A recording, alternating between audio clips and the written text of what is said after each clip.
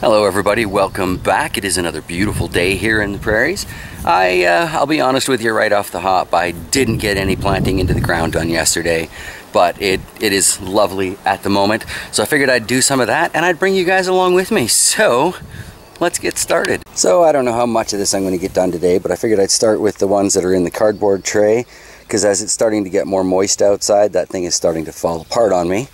I've got kind of an unorthodox way I'm going to go about this today, but hey, when is that new, really? I've got some of this iron earth that they sent me. I'm looking forward to adding that to each of my little pepper pits. I've got a little bit of blood meal I'm going to add to my mix here, and this is the leftover dungeon mix, which I'm going to be adding to the Manitoba mud that I'm about to start digging into. And then I've got this plant starter stuff. It's a 10, like 5210, so I'm going to make a very mild solution of that when I water everything in, hopefully to help their roots get nicely established. But I've got my traditional ice sled here in lieu of a wheelbarrow. I'll be doing most of my mixing in that. I've got a very handy icebreaker here that we use to chunk up sod, and as you can see, I'm just going one width all the way around. There's my square, and hopefully I'm going to plant in that. Now, a lot of those installs that I did for the internet had tripods involved, and therefore I have boxes for these things all over the place.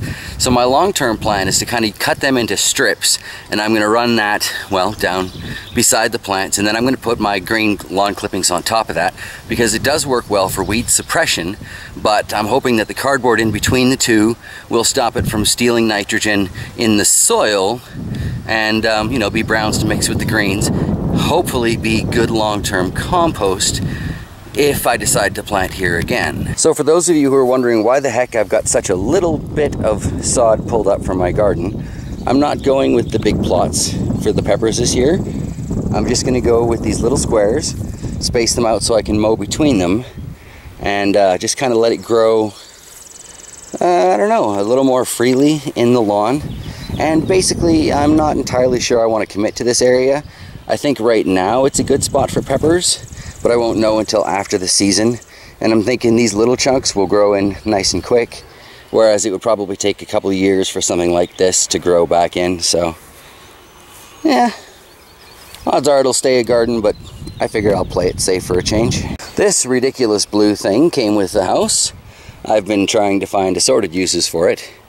And while it doesn't break sod very well, it does dig a hole pretty well. I don't know if this is an ice fishing auger or a post hole digger, but either way, I'm planning on using it to drill fairly deep to loosen the soil for the peppers today.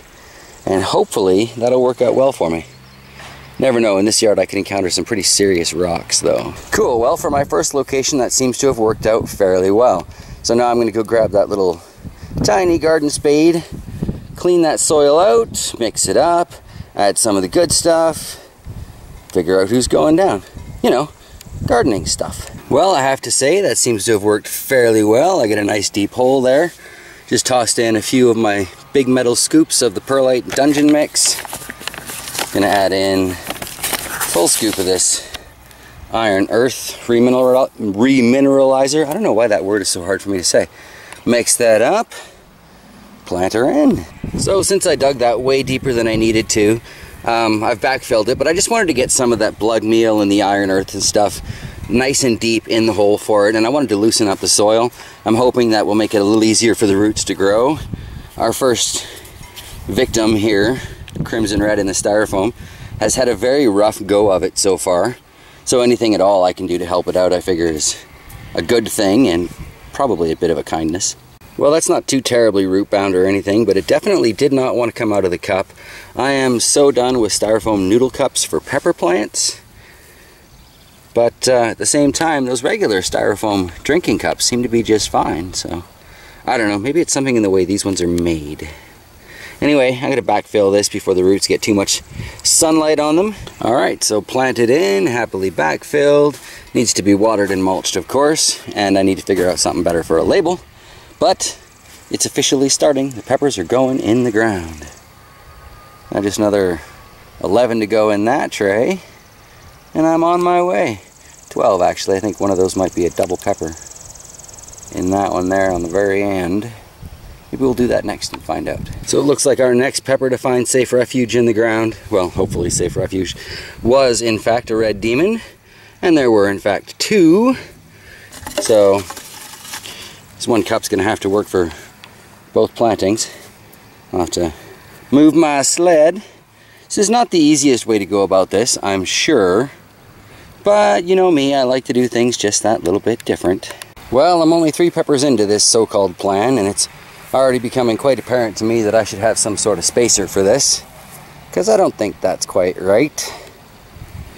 So maybe I'll use my handy ice fishing sled like I use for everything else, and punch my square on the other side of it there. That will be my spacing. Alright, so row 1, we've got the Shishito, the MOA Scotch Bonnet Yellow, one of my Sand Dollars, Sugar Rush Cream, 2 red demons, and a crimson red, and they all look like they need water about as bad as I do. So I'm going to take a second and take care of that, and we'll start the next row.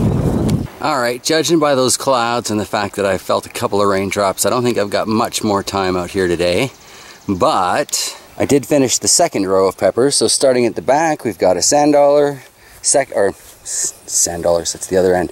We have 2 super chilies, 1 Shishito, and apparently 4 more Sand Dollars.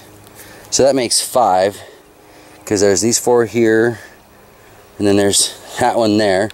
Actually, I guess it's 6, because this puppy here is the tattered remains of last year's Sand Dollar. It's an awful lot of Sand Dollars. So I still got to get all these peppers down, and then of course there is the tomato forest.